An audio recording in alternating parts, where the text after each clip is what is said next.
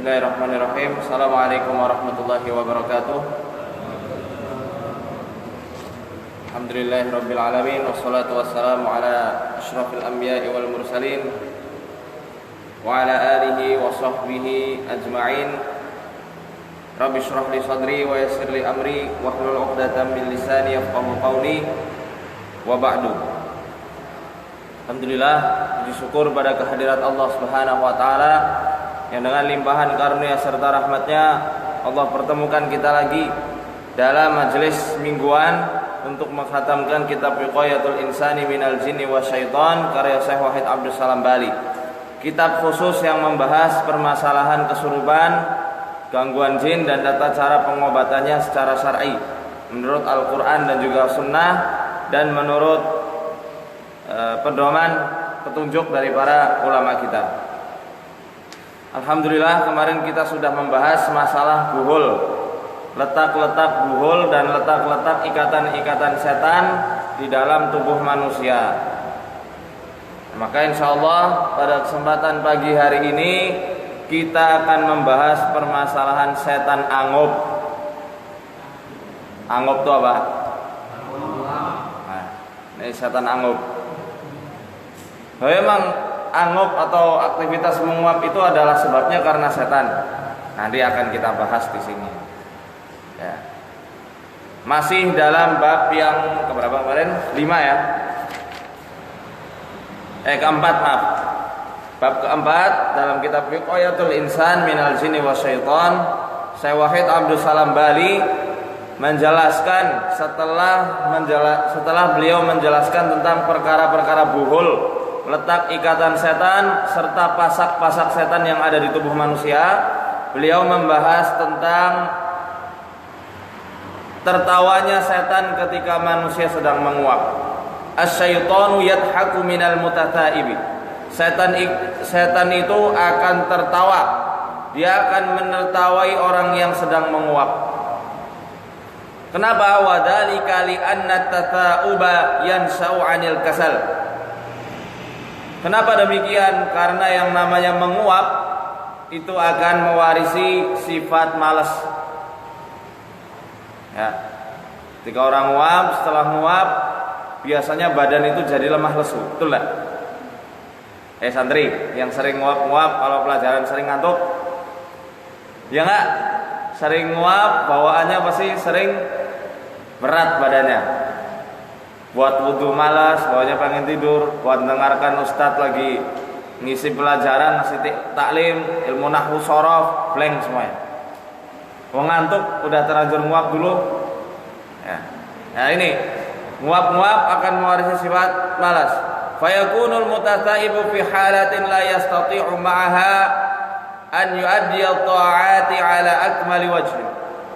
Dan orang-orang yang sering menguap, kata Syekh Wahid Abdus Salam Bali, dia akan kesulitan untuk melakukan ketaatan-ketaatan untuk Allah Subhanahu wa taala. Dia akan kesulitan untuk melakukan ketaatan secara sempurna. Ya, ini efek lanjutan. Kalau kemarin kita bahas masalah buhul, Masya Allah Syekh Wahid ini betul-betul orang yang alim sekali. Jadi pembahasannya betul-betul sistematis. Ada tahapan-tahapannya.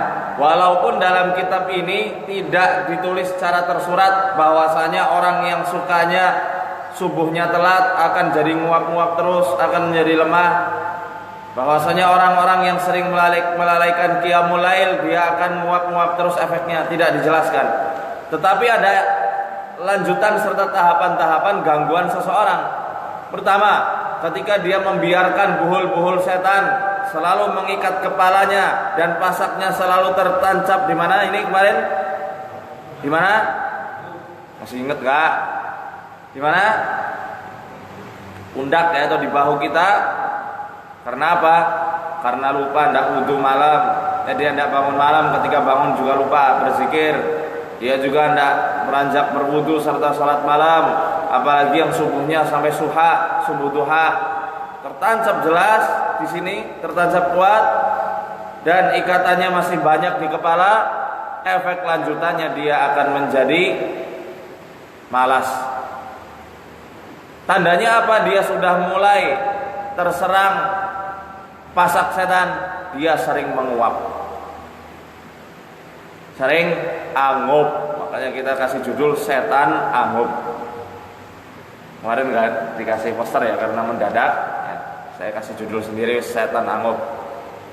Karena Nabi SAW dalam hadis yang lalu dikatakan, ketika seseorang bangun dari tidurnya, kemudian dia berzikir kepada Allah saat bangun, lalu kemudian apa? Habis zikir apa? Wudu. Habis wudu ngapain? Salat. Fa asbaha, dia akan berbagi hari nasyiton thayyiban nafsi. Dia akan menjalani harinya hari itu ya, aktivitasnya di hari itu dengan penuh semangat dan jiwa yang sehat. Wa illa, tapi kalau itu tidak dikerjakan, asbaha khabitan nafsi kaslan. Dia akan menjalani aktivitas di hari itu dengan jiwa yang buruk, jiwanya sakit, dan dia menjadi orang yang pemalas. Ini ada sambungannya dari hadis yang kemarin kita telah bahas. Sambungannya Syekh Wahid menjelaskan asy-syaitanu yadhaku minat tasawuf. Jadi gangguan setan ketika dia berhasil atau hendak berhasil menguasai manusia, dia akan membuat manusia itu menguap terus, khususnya ketika sholat. Pada dalam hadis dikatakan nguapnya orang sholat, nguapnya sering ya, bukan cuma 1 kali atau 2 kali, tapi angup di setiap rakaat. Ya, setiap rakaatnya buka mulut lagi. Itu ditiup-tiup hidungnya sama setan. Ditiup-tiup sama setan. Wa mimma yadhaku syaitanu annal mutataiba yakunu fi mandhari ghairi jamilin. Dan setan itu tertawa, dia menertawai orang yang menguap. Di antaranya adalah karena ketika orang menguap, bentuknya itu tidak cantik atau tidak cakep. Coba Kak, lihat orang lagi nguap, ada yang nggak bentuknya yang cakep? Hah? Orang nguap tetap kelihatan cantik dan ganteng? Nggak ada, lucu. Kayak singa lagi buka mulutnya. Walidzalika yaqulu Rasulullah sallallahu alaihi wasallam. Maka dari itu Rasulullah sallallahu alaihi wasallam bersabda, "Innallaha yuhibbul utas wa yakrahu at-tata'uba." Ya, bahwasanya Allah Subhanahu wa taala mencintai orang yang bersin. Wa yakrahu at-tata'ub, tetapi Allah kurang menyukai orang yang menguap. Nah. Fa idza atasa fa hamidallah fa haqqun ala kulli muslimin sami'ahu an yusammitahu. Ya. Dan apabila ada seorang di antara kita bersin, apa yang harus dilakuin? Baca apa? Kok pada diam santri? Baca apa? Alhamdulillah, Allahu Akbar. Alhamdulillah. Nah, kalau yang mendengar jawabannya apa? Yarhamukallah kalau laki-laki, kalau perempuan yarhamkillah. Jawabannya yahdikumullah yahdikallah wa yuslihu balak. Seperti itu. Ya. Wa amma tatha'ubu fa huwa minasyaitani falyaruddahu mastata'a fa idza qalaha dhahika minhu syaitan. Tetapi tatha'ub anggap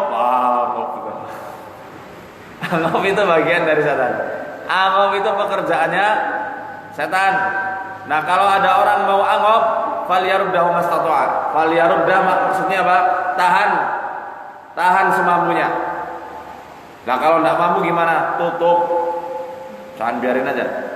Kalau tidak mampu nahan, tutup. Kalau mampu nahan itu lebih baik.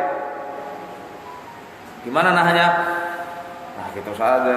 Tutup. Ya. Fa idza qalaha, dan apabila seseorang ketika dia menguap sampai terdengar bunyi wah, itu kan biasanya orang dhahika minhu syaitan. Maka setan saat itu juga akan menertawai tingkah polanya. Nguap, habis itu sambil bunyi udah. Setan ketawa betul-betul. Dalam hadis riwayat Imam Muslim dari Abi Sa'id Al-Khudri radhiyallahu anhu, Rasulullah sallallahu alaihi wasallam bersabda, "Idza tata'aba ahadukum falyumsika biyadihi ala fi, fa inna syaitana yadkhul."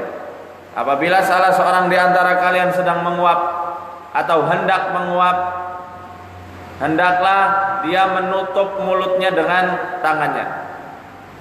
Wow, tadi yang kita bilang ya. Kalau tidak mampu menahan, tutup. Karena menguap, walaupun itu dari setan, itu sifat alamiah manusia. Kadang tidak bisa kita atur, tidak bisa kita tahan-tahan. Kalau terpaksanya nguap, solusinya dari Rasulullah SAW, ngapain? Tutup mulutnya. Ya, kenapa? Fa inna syaitana yadkhul. Karena di saat itu setan hendak masuk ke dalam mulutnya. Ini di sini akan ada rahasia luar biasa yang menjelaskan kenapa kok setan itu senang banget sama orang yang nguap. Dan apa alasannya? Kenapa setan selalu meniup-niup orang, meniup-niup hidung seseorang hingga dia menguap? Itu nanti ada alasannya tersendiri. Dan kenapa kok Allah lebih suka bersin? Nanti akan kita bahas. Berkata Al-Hafidz di sini Ibnu Hajar Al-Asqalani, ya. Yatahammalu an yurada bihi ad-dukhul haqiqah. Ay yahtamilu anna yuradu bihi ad-dukhul haqiqah. Jadi maksud dalam hadis riwayat Imam Muslim ini, ya, itu condong sekali bahwasanya setan itu akan masuk betul-betul ke dalam tubuh manusia ketika manusia sedang dalam keadaan menguap. Jadi maknanya bukan makna majas, bukan makna kiasan. Tapi setan betul-betul akan masuk ketika manusia sedang menguap dan membiarkan mulutnya terbuka lebar, tidak menutupnya. Itu kata Al-Hafidz Ibnu Hajar Al-Asqalani. Ya. Wa huwa in kana syaitanu yajri min ibni Adam majrad dam. Ya. Kenapa saat itu juga setan itu mempunyai peran?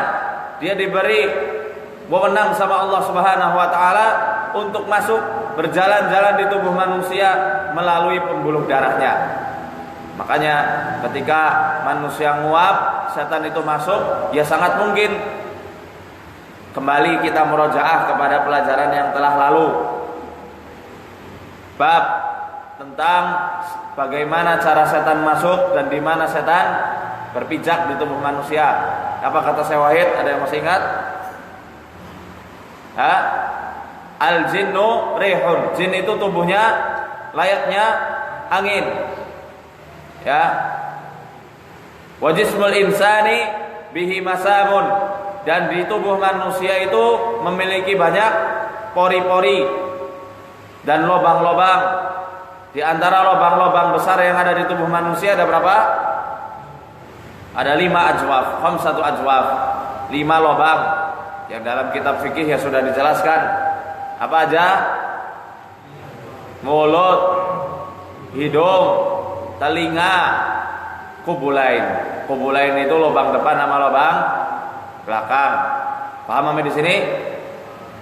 Nah, maka mulut ini menjadi salah satu tempat masuknya setan. Dan kata Al-Hafidz Ibnu Hajar Al-Asqalani menjelaskan bahwasanya ketika setan masuk itu dia akan masuk dengan makna yang hakiki, makna yang sebenarnya, bukan makna kiasan. Dan ini yang saya ambil dan diambil oleh jumhur ulama, mayoritas para ulama. Ya. Lakinnahu la yatamakkanu minhu madama dzakiran lillahi ta'ala. Tetapi setan itu tidak mempunyai kekuasaan. Dia juga tidak akan menetap di tubuh seseorang ya, selama orang tersebut mengingat Allah Subhanahu wa taala. Makanya Nabi sallallahu alaihi wasallam menjelaskan kalau kita tasawuf ya, sedang nguap ya tutup dan ingat bahwasanya saat itu juga setan akan masuk. Ya. Wal mutataibu fi tilkal halati ghairu dzakirin fayatamakkanu syaitanu minad dukhuli fihi haqiqat. Dan orang yang menguap ketika dia sedang menguap, dia lupa Ya, intinya ketika orang menguapkan, gimana dia menyebut Allah, gimana dia mengingat Allah. Astagfirullah, gitu susah. Jarang-jarang kita melihat orang menguap sambil berzikir. Ada? Kalaupun ada, a'udzubillahi minasyaitonirrajim. Ada yang malah dibuat main seperti itu setan malah makin suka. Nanti di sini ada dijelaskan bahwasanya orang yang memainkan mulutnya ketika menguap, wah gitu, itu diibaratkan setan senang sekali karena dia layaknya seekor anjing yang sedang melolong. Seekor anjing yang sedang melolong. Ada nanti di penjelasannya. Ya. Ketika orang sedang menguap, dia tidak mungkin berzikir saat menguap. Makanya di saat itu setan rentan sekali. Di saat itu rentan sekali setan masuk ke dalam tubuh manusia. Di sini ada pelajaran yang amat sangat penting, masya Allah. Ya, ketika sedetik aja atau sekejap saja lupa, lalai dari mengingat Allah Subhanahu Wa Taala, setan itu bisa masuk dan menguasai manusia. Kalaupun tidak kerasukan, ya ini bukan jenis gangguan setan yang merasuk, tapi lebih kepada gangguan setan apa yang kemarin kita bahas. Setan yang tidak bisa diusir, yang hanya bisa ditaklukkan, yang setiap manusia ada, apa namanya? Apa? Qarin. Dalilnya mana? Ayo, buka lagi catatannya. Ma min ahadin minkum illa wa qad wukila qarinuhu minal jinni wa qarinuhu minal malaika. Tidak ada seorang pun di antara kalian kecuali Allah Subhanahu wa taala telah menetapkan qarin. Apa artinya qarin? Pendamping, teman setia yang dia itu tidak pernah berlepas.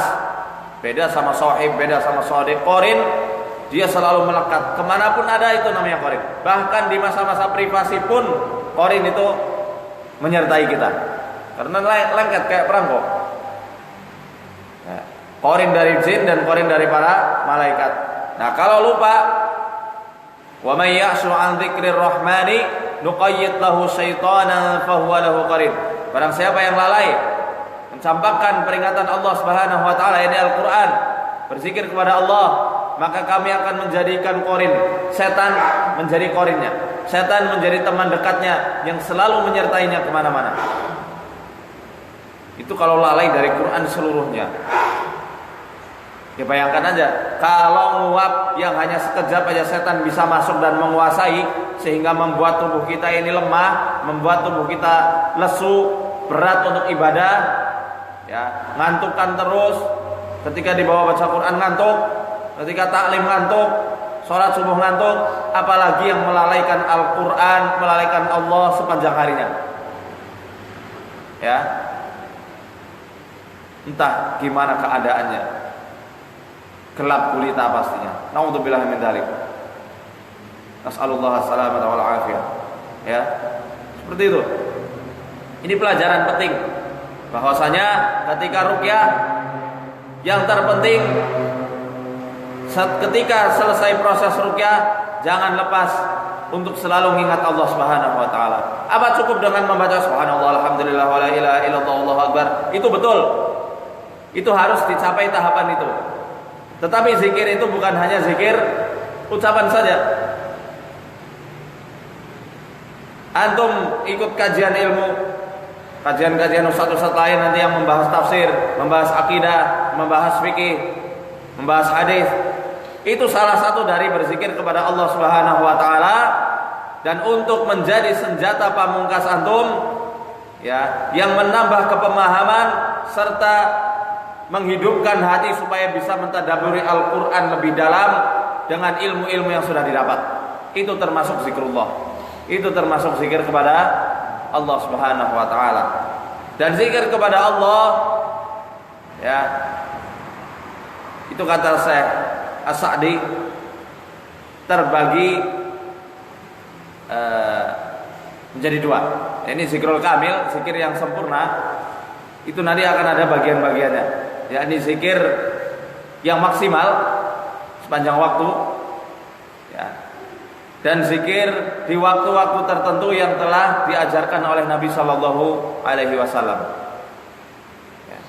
Zikron kathiron, zikir yang banyak, yakni zikir sepanjang waktu dan zikir di mana waktu tersebut disunahkan kita untuk berzikir kepada Allah Subhanahu Wa Taala. Lah contoh gimana? Bangun tidur, zikirnya gimana? Doanya?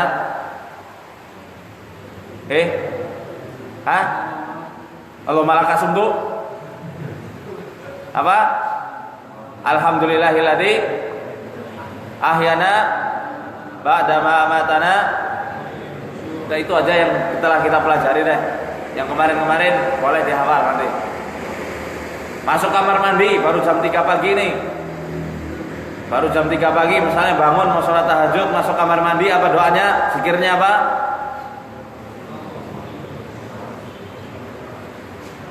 Ntar bismika Allahumma ya kamu pindah tempat tidur, dari tempat tidur pindah kamar mandi tidur lagi. Apa? Allahumma inni a'udzubika minal khubuthi wal. Itu baru jam 3. Tadi yang masuk kamar mandi doa alhamdulillah. Yang lupa itu baru jam 3 pagi. Dan zikir yang tahapan awal untuk mencapai zikir yang bisa dikatakan zikron kathiron, zikir yang banyak. Itu aja kita kadang lupa ya, lalai. Udah paham nih, udah hafal kita, bahkan sudah tahu bahwasanya setan itu suka nongkrong di kamar mandi. Cuma kita sering dilalaikan sama yang namanya setan. Wa ma ansanihu illa syaitanu an adzkura. Sama seperti muridnya Nabi Musa. Tidaklah aku lupa menceritakan wahai Musa kecuali setan yang telah membuat aku lupa. Setan itu sukanya seperti itu. Pintar dia, lihai, sukanya bikin lupa. Padahal kita sudah hafal, sudah ingat, sudah paham. Kenapa harus baca doa itu sudah paham, tapi sering dibuat lupa. Itu baru jam 3 pagi. Keluar kamar mandi apa doanya? Ghufranak. Ini yang sahih. Ghufranak. Kaki mana dulu? Kanan kiri, kanan dulu. Itu kadang kelalen. Ke masjid ada doanya. Allahumma ja'al fi qalbi nura wa fi sam'i nura wa fi basari nura wa fi lisani nura wa min amami nura wa min khalfi nura wa an yamini nura wa an shimali nura wa min fawqi nura wa min tahti nura. Allahumma a'tini nura. Hafal? Panjang amat. Dari mana itu? Dari Nabi sallallahu alaihi wasallam. Hafalkan nanti. Dalam hadis riwayat Imam Muslim, Syekh Wahid Abdul Salam Bali ketika menyampaikan ceramah masalah ini, masya Allah, seru sekali. Orang yang membaca doa tersebut ketika dia melangkahkan ke masjid, satu langkah ke masjid aja sudah dihapuskan kesalahan-kesalahannya. Satu langkah yang lain meninggikan derajatnya, apalagi ditambah doa ini. Kata Rasulullah SAW akan dijadikan tubuhnya bercahaya di hari kiamat. Allahumma ja'al fi qalbi nura, ya Allah berikan cahaya di hatiku. Wa fi sam'i nura, dan berikan cahaya di pendengaranku. Wa fi basari nura, dan berikan cahaya di pandanganku. Nah, terus depanku cahaya, belakangku cahaya, arah kananku cahaya, kiriku cahaya, atasku cahaya, bawahku cahaya. Ya Allah berikan aku cahaya. Membaca doa itu ketika melangkah ke masjid, bercahaya tubuh kita di hari kebangkitan nanti.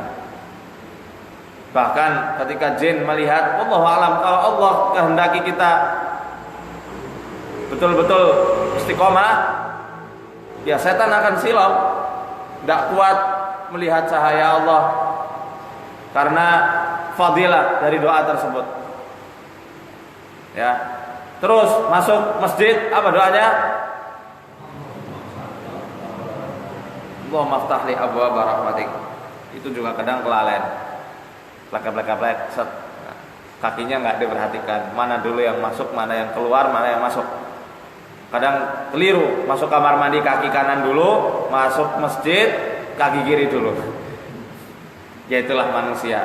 Manusia kesempurnaannya adalah pada kekurangannya. Kalau lalai, cepat-cepatlah kita minta sama Allah, taubat sama Allah, istighfar, dan minta selalu dibimbing sama Allah. Ya. Ini perkara zikir.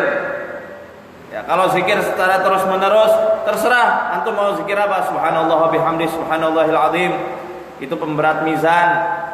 Ya.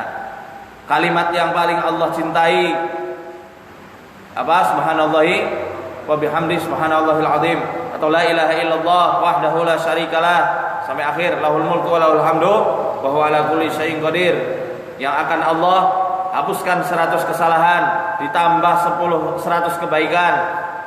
Pahalanya bagaikan memerdekakan 10 orang budak, diberikan pelindung dari setan hingga dari pagi hari sampai sore hari, dan tidak ada orang yang lebih mulia di hari itu daripada orang yang lebih banyak mengamalkan kalimat tersebut daripada dirinya. 100 kali per hari. Boleh. Apalagi subhanallah walhamdulillah wala ilaha illallah wallahu akbar wala haula wala quwata illa billah, akan Allah tumbuhkan kebun sawah yang indah di surganya Allah nanti. Subhanallah walhamdulillah wala ilaha illallah wallahu akbar. Mau kita bercocok tanam di surga, baca itu, biar sawah kita banyak melimpah di surga. Masya Allah. Atau yang lainnya, sholawat boleh. Allahumma sholli ala Muhammad, Allahumma sholli wa sallim wa barik ala Muhammad. Atau yang lainnya, silakan. Atau istighfar. Yang penting kita biasakan. Tahapan ini tidak akan tercapai kalau kita tidak pernah memulai. Maka mulai terlebih dahulu, insya Allah Allah akan giring. Ketika kita telah mencapai tahap dzikron katsiron, zikir yang banyak. Zikir yang banyak bukan sampai puluhan ribu, sampai ribuan, sampai ratusan ribu, ditentukan jumlahnya sekian ratus kali, sekian ribu kali, tidak. Itu belum dzikron katsiron. Ada kisah Israiliyat. Nah, ini bukan dari Nabi SAW, Israiliyat saja. Ketika Nabi Ayub alaihissalam sakit, yang kata mereka itu penyakitnya digerogoti ulat, belatung. Itu Nabi Ayub tanya, ini apa sih sebenarnya yang hikmah Allah Subhanahu wa taala itu menciptakan belatung? Baru batin seperti itu. Karena ya menurut fitrah manusia, belatung itu makhluk yang menjijikan, ya kan? Sampai beliau bergumam gitu dalam hati. Saat itu juga belatungnya Allah izinkan berbicara. Wahai Nabi Allah, berapa kali engkau berzikir pada Allah setiap harinya? Kata Nabi Ayub 10.000 kali. Wahai Nabi Allah, ketahuilah bahwasanya setiap hembusan nafasku dari ketika aku telah menetas dari telur hingga sekarang, setiap nafasku adalah zikir kepada Allah. Itu kata belatung. Kita kalah sama belatung. Makhluk-makhluk Allah yang lain itu semua bertasbih, mengesahkan Allah, mentauhidkan Allah. Kalau kita Allah singkapkan hijabnya sehingga kita bisa mendengarkan seluruh tasbih makhluk-makhluk yang ada di alam raya ini, niscaya kita akan gila, tidak bisa tidur. Kenapa? Baju kita berzikir, meja ini berzikir, tiang berzikir, burung-burung semuanya berzikir, angin berzikir, sehingga semuanya ramai dengan tasbihnya masing-masing yang kita tidak pernah mengetahuinya. Bisa dilihat dalam surat An-Nur ayat 44. Ya. Makanya Allah kasih penghalang supaya kita tidak bisa dengar. Kata di kisah tersebut, akhirnya setiap habis sholat, belatungnya itu dimasukin lagi ke lukanya Nabi Ayub alaihissalam. Tapi ini kisah Israiliyat, kita hanya ketahui saja, ya. Kita ketahui saja, tidak perlu kita percaya 100%. Ya. Intinya kisah tersebut ya memang secara garis besar tidak menyelisihi Quran dan Sunnah, karena di Quran pun dijelaskan setiap apa yang ada di langit dan di bumi semuanya bertasbih kepada Allah Subhanahu wa taala. Bahkan lebih dahsyat tasbihnya ketimbang manusia yang mengaku-ngaku sudah zikir yang banyak, zikir yang sangat banyak, ketika dia telah berzikir sampai sekian puluh ribu kali. Masih ingat pembahasan di kitab sihir yang waktu itu kita bahas, yang di situ disyaratkan kalau mau mempunyai kekuatan gaib berzikirlah sekian belas ribu kali, 16.000 kali. Masih ingat apa? Untuk menghadirkan khodam dari surat Al-Jin, khodam dari ayat kursi. Ada zikir-zikir tertentu yang dibaca sekian ribu kali, sekian puluh ribu kali, sehingga khodam itu hadir. Apakah itu sudah zikir yang banyak? Belum. itu belum bisa dikatakan zikir yang banyak kalau tahap pertama saja dia masih banyak terlewati. Apa tahap pertama tadi? Zikir di waktu-waktu tertentu. Zikir yang sesuai sunnah aja banyak terlewatkan, apalagi ini yang karangan sendiri. Dan seperti itu, ya kan? Baru kalau ini sudah bisa, Allah akan tuntun dia sehingga bisa mensinkronkan antara zikir lisan dengan zikir hati. Dia meresapinya. Kemudian kalau tahapan 2 sudah bisa, Allah akan giring dia, Allah akan tuntun sehingga amalannya sesuai dengan apa yang dikatakan dalam batinnya maupun di lisannya. Wallahu a'lam bishawab. Ya. Qala An-Nawawi, ya. Al-Imam An-Nawawi rahimahullah mengatakan, qala al-ulama, para ulama berkata, amrun biqadmi tatawubi wa raddahu wa wad'ul yad 'ala al-fam li alla yablugha asyaitanu muradahu min tashbihi suratihi wa dukhul famihi wa dhahkihi minhu. Ya. Kata Imam Nawawi, Rasulullah SAW menyuruh kita untuk menahan rasa nguap, ya, ketika sedang menguap, dan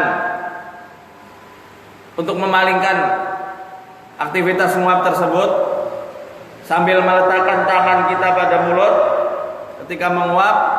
Itu apa? Supaya setan tidak mencapai tujuannya. Apa tujuannya? Tujuan setan adalah memperburuk rupa manusia, masuk ke dalam mulutnya dan menertawai manusia saat sedang menguap. Maka dalam hadis ini juga ada isyarat penting khususnya bagi antum yang terkena jin nasab. Jin apa? Jin nasab alias jin turunan, jin curiki, jin kazama boleh, jin belokan, jin perapatan. Hati-hati nih. Perhatikan baik-baik. Jangan sampai antum membuat setan itu ridho terhadap antum. Paham nih? Jangan sampai kita membuat setan itu ridho. Setan itu cinta, suka terhadap kita. Walaupun hanya sekedar membuat setan itu tertawa sedikit.